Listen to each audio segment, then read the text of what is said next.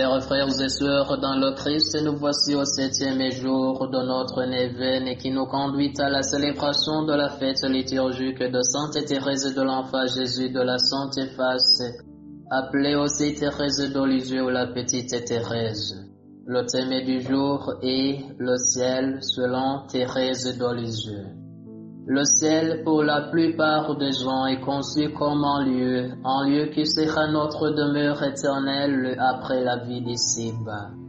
Cependant, la petite Thérèse, à travers sa vie, nous enseigne que le ciel, au lieu d'être un lieu, est un état, et que le ciel se vit des ici-bas, bien que de façon imparfaite, avant d'entrer dans la vie de l'au-delà.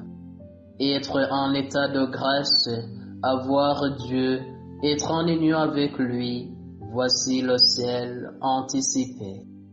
Dans son poème intitulé « Mon ciel à moi », nous lisons. Pour supporter l'exil de la vallée des larmes, il me faut le regard de mon divin Sauveur. Ce regard plein d'amour m'a dévoilé ses charmes. Il m'a fait pressentir le céleste bonheur. Mon Jésus me sourit quand vers lui je soupire. Alors je ne sens plus l'épreuve de la foi. Le regard de mon Dieu me sent ravissant sourire. Voilà mon ciel à moi.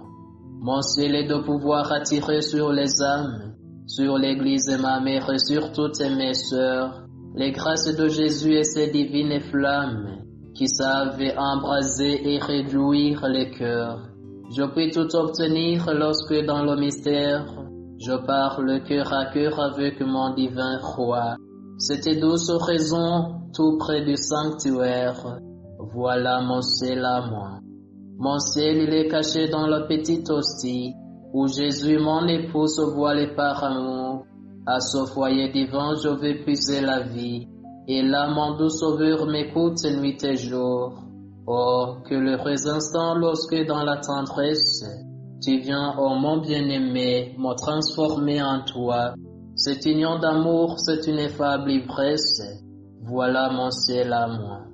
Mon ciel est de sentir à moi la ressemblance du Dieu qui me créa de son souffle puissant. Mon ciel est de rester toujours en sa présence, de l'appeler mon Père et d'être son enfant. Entre ses bras divins, je ne crains pas l'orage. Le total abandon, voilà ma seule loi. Sommeiller sur son cœur, tout près de son visage. Voilà mon ciel à moi. Mon ciel, je l'ai trouvé dans la Trinité Sainte, qui réside en mon cœur et prisonnière d'amour. Là, contemplant mon Dieu, je lui redis sans crainte que je veux le servir et l'aimer sans retour. Mon ciel est de sourire à ce Dieu que j'adore, lorsqu'il veut se cacher pour éprouver ma foi, souffrir en attendant qu'il me regarde encore. Voilà mon ciel à moi. À propos du ciel que nous attendons après la vie d'ici-bas, dans les derniers mois de sa vie, Thérèse entrevoit ce que sera sa vie au ciel. À son frère spirituel, Maurice Bellière, il écrit « Je désirerai au ciel la même chose que sur la terre, aimer Jésus et le faire aimer. Elle désire aussi donner sa petite voix aux âmes, de passer son ciel à faire du bien sur la terre. Thérèse ne souhaite pas aller au ciel pour se reposer.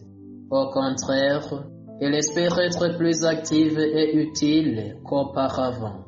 Il dit, après ma mort, je ferai tomber une pluie de roses. Dans sa dernière lettre au père Adolphe Rouland, son autre frère spirituel, missionnaire en Chine, elle lui dit que, délivré du poids de l'enveloppe mortelle, il évoluera vers les lointaines régions que son père évangélise afin de l'aider plus efficacement dans ses œuvres apostoliques. Thérèse ne doutait pas qu'elle recevra de Dieu la grâce de réaliser ce désir. Il dit, « Mon désir est de travailler encore pour l'Église et les âmes. Je le demande au bon Dieu, et je suis certaine qu'il m'exaucera. Les anges ne sont-ils pas continuellement occupés de nous sans jamais cesser de voir la face divine, de se perdre dans l'océan sans rivage de l'amour?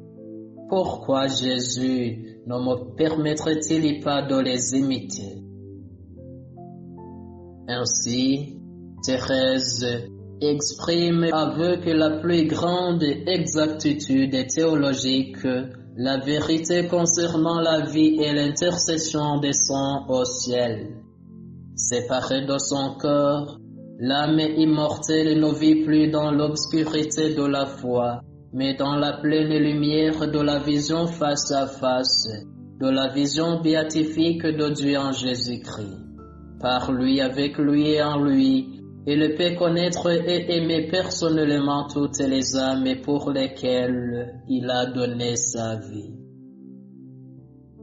Chers frères et sœurs dans le Christ, parmi ces dernières paroles, Thérèse dit qu'elle ne meurt pas mais qu'elle entre dans la vie. Qu'elle est prie pour nous, afin de vivre dès ici-bas en harmonie et en communion avec Dieu, et qu'après cette mort physique, nous puissions entrer dans la vie au lieu de subir la seconde mort, qui est la séparation avec Dieu. Sainte Thérèse de l'Enfant Jésus de la Sainte Face, prie pour nous.